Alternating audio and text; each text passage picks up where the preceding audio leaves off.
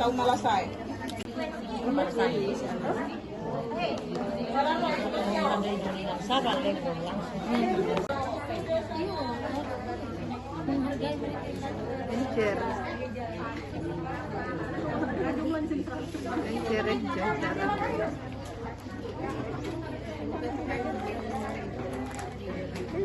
Latensi kah?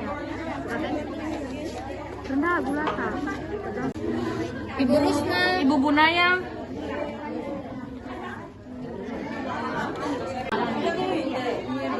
Pagi sama malam.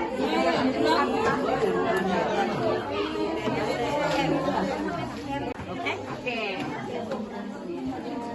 Makasih Bunda. Iya, sama-sama.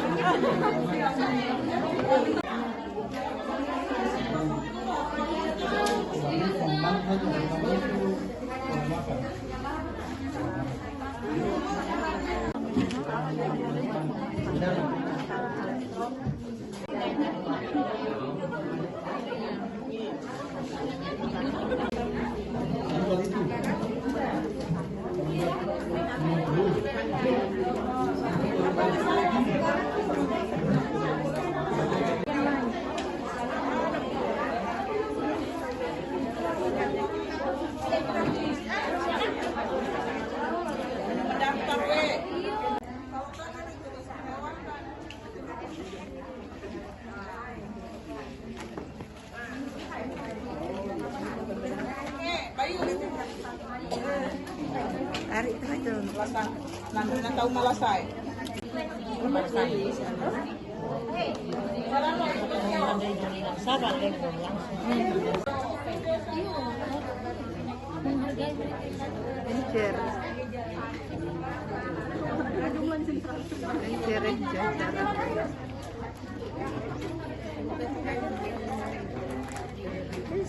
Latensi kah? Rendah gulata. Ibu Rusna, Ibu Bunaya. Dosen Program Kemitraan Masyarakat Internal WHO, saya Putus Deasa. Di samping saya ada Dokter Spesialis Jantung dan Pembuluh Darah, ada Ibu Sofia dari bidang laboratorium medik. Alasan pemilihan tempat Puskesmas Kapuyala ini sebenarnya kelanjutan dari kerjasama sebelumnya. Pada tahun lalu kami pernah mengadakan bakti sosial di wilayah kerja lain yang di sana di desa apa namanya, desa Sapara gitu ya, di daerah masih wilayah kerja Puskesmas Kapuyala.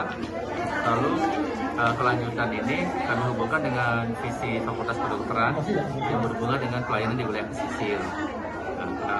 Karena hampir 60% Puskesmas Kapuyala ini berada di wilayah pesisir dengan beberapa karakteristik masalah kesehatan masyarakatnya yang perlu mendapatkan pelayanan, khususnya adanya peningkatan tren atau kecenderungan peningkatan kasus penyakit tidak menular, di antaranya hipertensi dan atau diabetes mellitus. Dan hari inilah kita lebih mengaktifkan kembali kegiatannya dalam pos pembinaan terpadu atau pos PTM yang tidak menular, yang dihubungkan dengan kemitraannya bersama tim Puskesmas Kapuyala bersama beberapa kader Posbindu yang telah dilatih. Ini bentuk kemitraannya demikian. Dan kebetulan juga kegiatan Posbindu ini belum pernah diaktifkan oleh Puskesmas, sehingga suatu momen yang pas kita mengusulkan kegiatan ini, mengadakan kegiatan ini sebagai bentuk kemitraan agar ini kegiatan Posbindu PTN ini bisa berkesinambungan di wilayah kerja Puskesmas Kapuyala yang ada 14 desa dan 14 desa, satu kelurahan. Baik, sasaran untuk masyarakat atau pasien itu Dok berapa orang? Kalau secara umum kan Posbindu PTM ini sasarannya kalau karakteristik usianya dari usia 15 tahun sampai 65 tahun. Minimal harus dilakukan screening terhadap risiko penyakit tidak menular. Yang bisa dilihat dari risiko pola konsumsinya, pola aktivitasnya dengan risiko-risiko klinis seperti kadar gula darah dicek, kadar kolesterol, kadar asam urat, atau keluhan-keluhan yang lain yang berkaitan dengan masalah kesehatannya. Kalau dari segi pelayanan administratif ya, karena berhubung waktu, untuk hari ini kita targetkan bisa menjangkau 50 pasien lah dulu. Mudah-mudahan bulan depan sudah tersosialisasikan pentingnya screening sejak dini penyakit tidak menular, bisa dilaksanakan di daerah desa lain, di balai desa yang lain. Di Kapoyala ini lebih banyak lagi sasarannya, tapi rata-rata sasaran sekitar 50 orang itu sudah sangat bagus lah, optimal lah. Ingat ada beberapa bahan-bahan pemeriksaan yang juga terbatas. Ya. Terkait tim dok, berapa tim dokter yang diturunkan dalam kegiatan ini? Terkait apa? Tim. Untuk tim kami kan tim dosen ada 5, saya sendiri sebagai ketua, Profesor Deasa, ada anggota Dr. Jamal Udin spesialis jantung, ada Bapak Ali Fariki, nurse, Ibu Saida, nurse, dan Ibu Sofia selaku laboran di klinik lab biomedik di FKUHU, ada 5. Terus tim mahasiswa kami ajak, kalau secara administratif ada 4 tim mahasiswa yang sedang menekuni di prodi kedokteran. Tapi secara teknis kami juga mengajak beberapa adik-adik dokter muda yang kebetulan stase di bagian ilmu kesehatan masyarakat dan kedokteran komunitas. Karena kaitan keilmuannya pas dengan pelayanan di masyarakat Posbindu ini. Ya. Baik, terima kasih dok informasi. Ya, sama-sama. Terima kasih. Baik, mungkin dokter bisa langsung menjelaskan terkait pemeriksaan ini.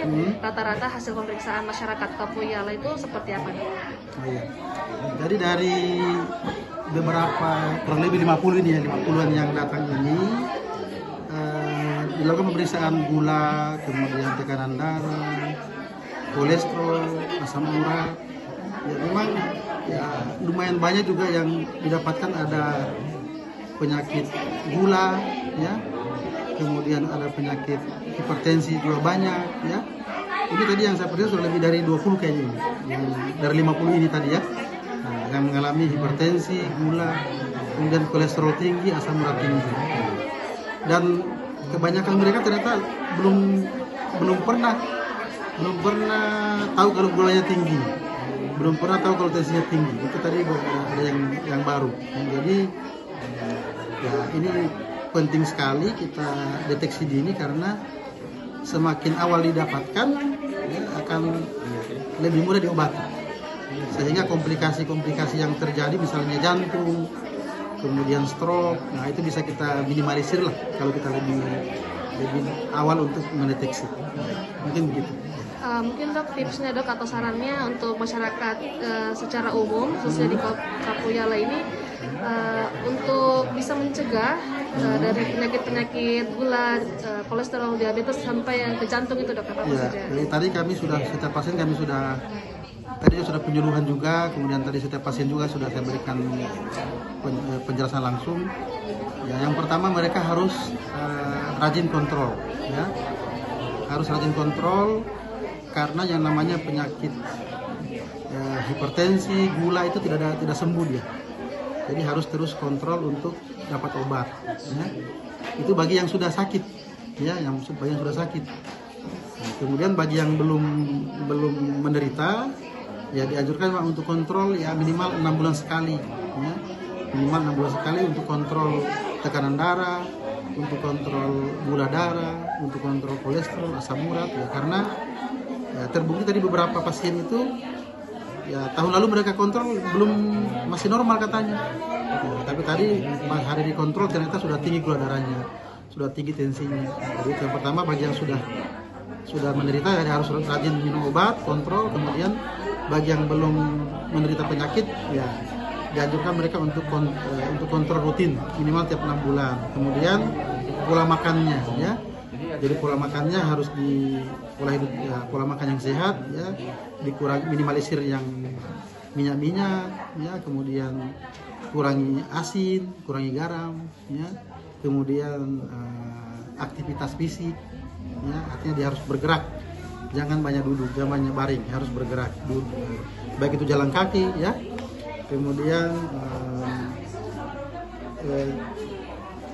kelola stres ya, artinya stres boleh tapi harus dikelola, jangan dibawa terus stresnya.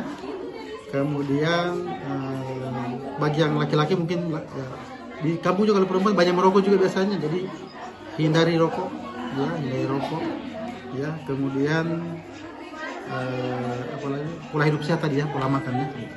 Mungkin itu tips ya untuk pencegahannya ya. Terima kasih dok.